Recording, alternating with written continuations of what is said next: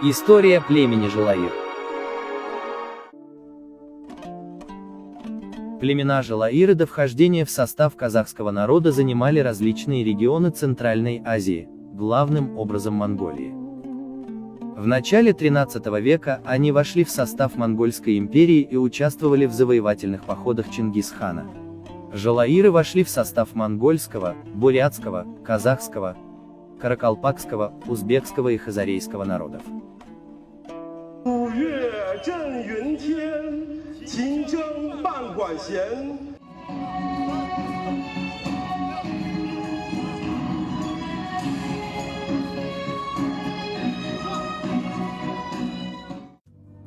Китай бережно хранит историю казахской земли. Согласно историческим данным, великий полководец Мукали, возглавивший поход против империи Цин, является казахом по происхождению, из рода Джалаир. Мукали – это личность международного масштаба. К примеру, французский историк Ассон называл его генералиссимусом. Пройдя служебную лестницу от рядового нукера до уровня Гауан, то есть полководца армии Китая, Мукали благодаря своей верности и незаурядному таланту сумел прослужить Чингисхану 40 лет. Известно, что он внес большой вклад в укрепление становления Китайской империи. Место захоронения великого полководца Мукали Жалаири находится от города Юйлинь, провинции Шэньси во внутренней Монголии.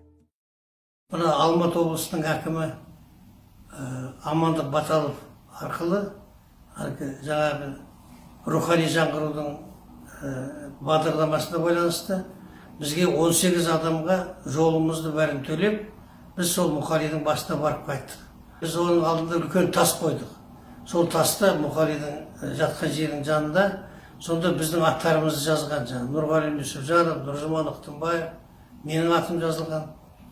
Ақпар Мажит деген жігіттердің аты жазып, үлкен тас қойдық басына. Қытайдың Юйлин қаласында барып, сол жерден 40 километр жерде жаңағы Мукалидің үлкен несі жатыр екен, сүйегі. Сол жерде 3 гектардай жерге үлкен көлемді мазар жасалған. Оның артына соның 12 ұрпағының нелері тұр, жаңағы белгілері. Сол Мукали сол жерде жерленген екен. Сол жерде біз жаңағы қазақтың несімен, рәсімменен бір қойдың қанын шығарып, бата жасап, сол жерде сол.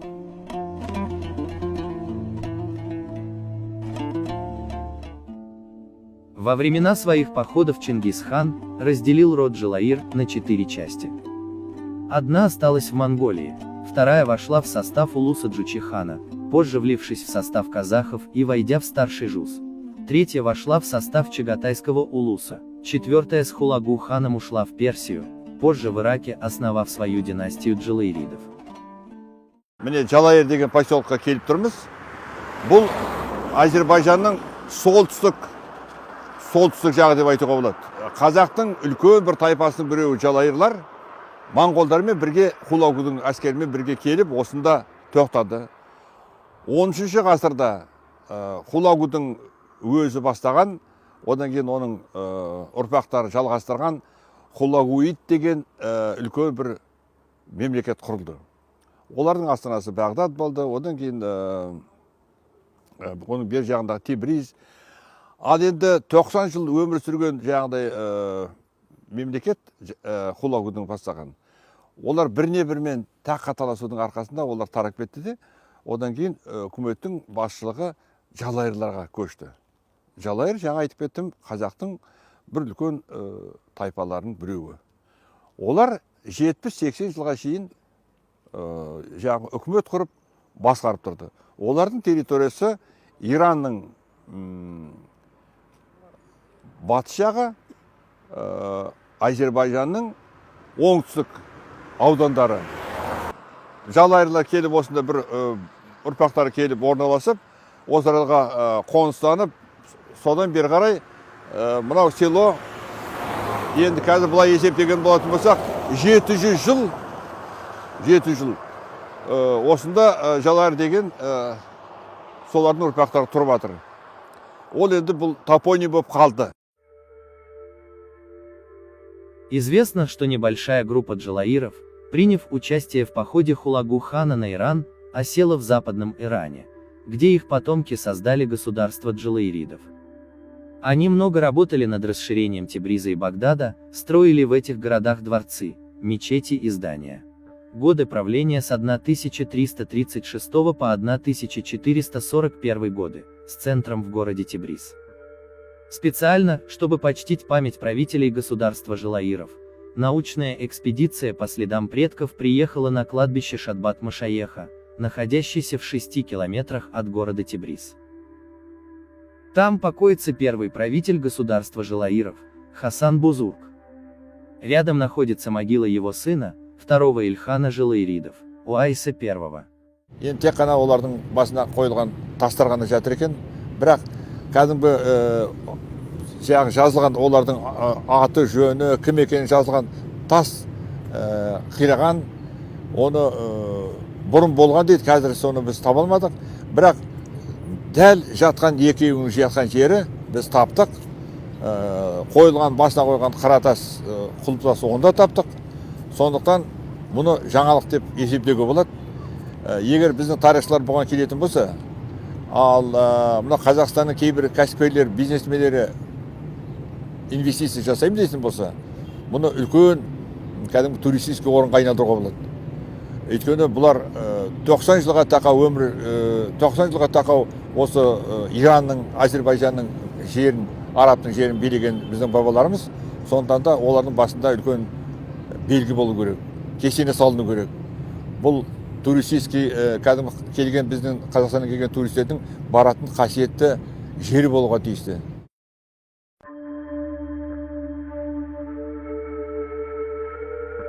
В музеях Тебриза и Тегерана можно увидеть множество экспонатов со времен правления ильдигизидов и джалаиридов в Иране. Имеются даже их золотые и серебряные монеты. سلام قزاقستان، چطوری؟ خوبی؟ من حسین هستم. عرض کنم که В Национальном музее вы можете увидеть посуду, монеты из металла времен государств Елдинис и Жалаир. В средние века на территории Ирана существовало несколько государств. Одними из самых влиятельных были именно эти.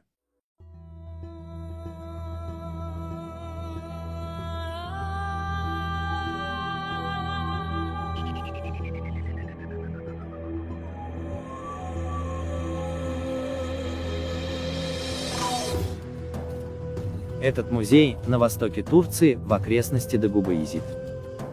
Он посвящен правителю шейху Ахмату. Как известно, Баязид и Ахмат Джалаириды – сыновья второго правителя Увейса.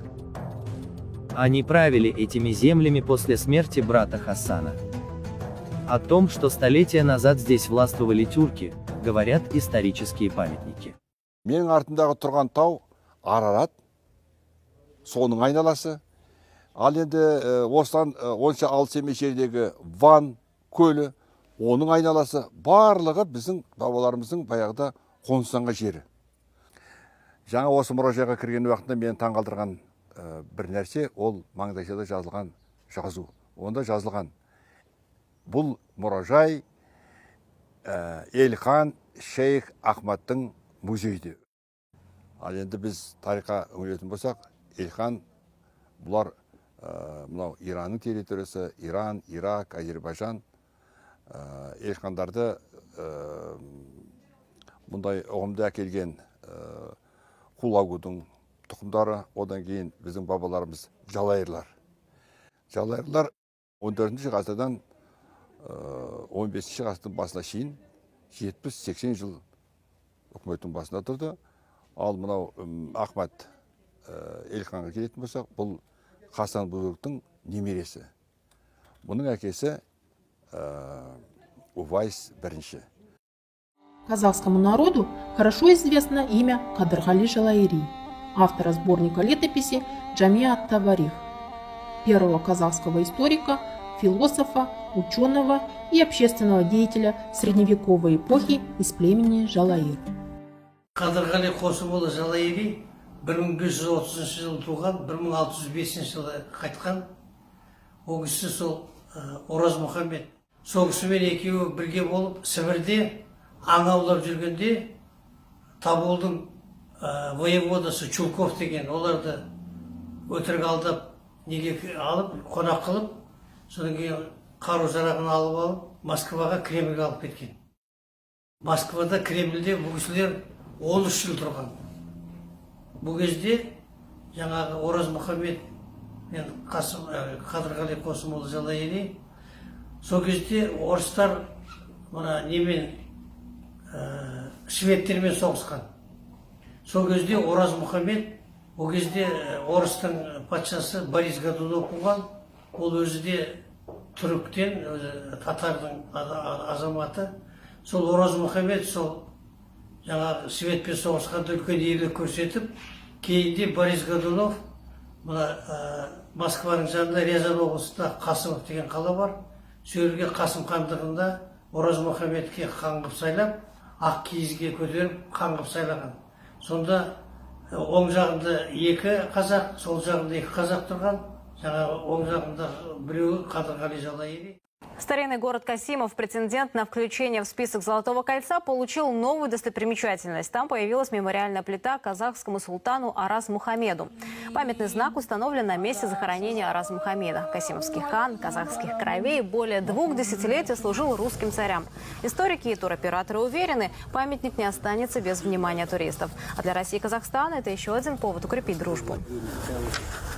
Этот памятник посвящен не только исторической личности Ораз Мухаммеда, но и целой эпохе становления истинно братских отношений между нашими великими народами.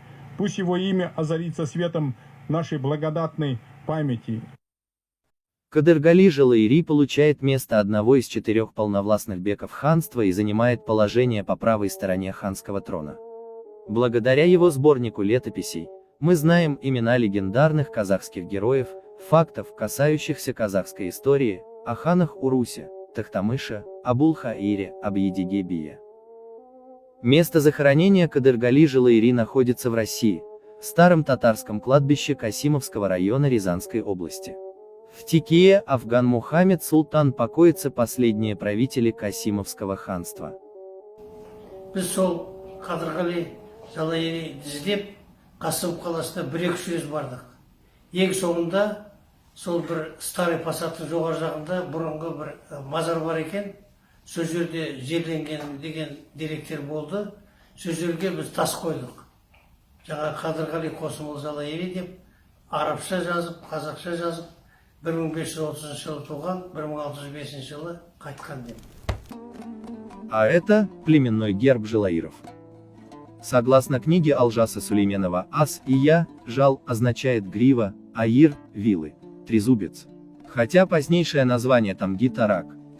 Пишите комментарии, ставьте палец вверх, если вам понравилось видео, и не пропустите очередную историю о наших предках в программе «Наша история».